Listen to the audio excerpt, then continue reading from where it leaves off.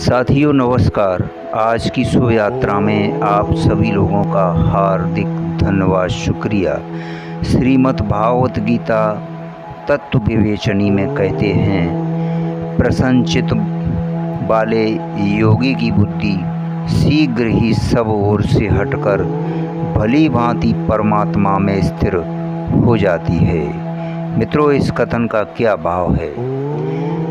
इससे यह भाव दिखलाया है कि अंतःकरण के पवित्र हो जाने पर जब साधक को आध्यात्मिक प्रसन्नता हो जाती है, तब उसका मन क्षण भर में भी सुख और शांति का त्याग नहीं कर सकता।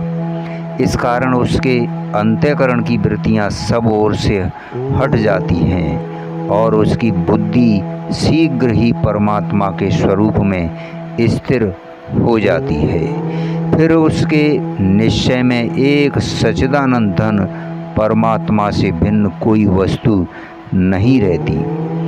मित्रों, अर्जुन का प्रश्न स्थिति प्रज्ञ सिद्ध पुरुष के विषय में था। इस श्लोक में साधक का वर्णन है, क्योंकि इसका फल प्रसाद की प्राप्ति के द्वारा शीघ्र ही बुद्धि का स्थिर होना बतलाया गया है। अर्जुन के चौथे प्रश्न का उत्तर इस श्लोक से कैसे माना जा सकता है? अर्जुन का प्रश्न साधक के संबंध में नहीं है, परंतु अर्जुन साधक है।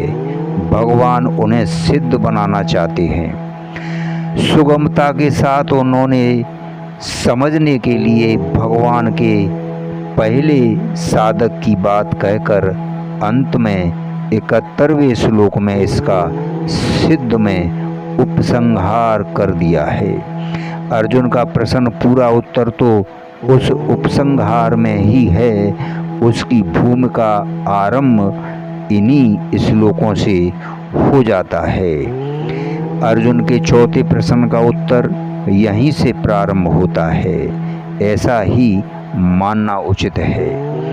साथियों, इस प्रकार मन और इंद्रियों को बस में करके अनासक्त भाव से इंद्रियों द्वारा व्यवहार करने वाले साधक को सुख, शांति और स्थित प्रज्ञ अवस्था प्राप्त होने की बात कहकर अब 2 श्लोकों द्वारा इससे विपरीत, जिसके मन इंद्रियां जीती हुई नहीं हैं, ऐसे विषय आसक्त मनुष्य में सुख शांति का अभाव दिखलाकर विषयों के संगम से उसकी बुद्धि विचलित हो जाने का प्रकार बतलाते हैं। धन्यवाद, शुक्रिया।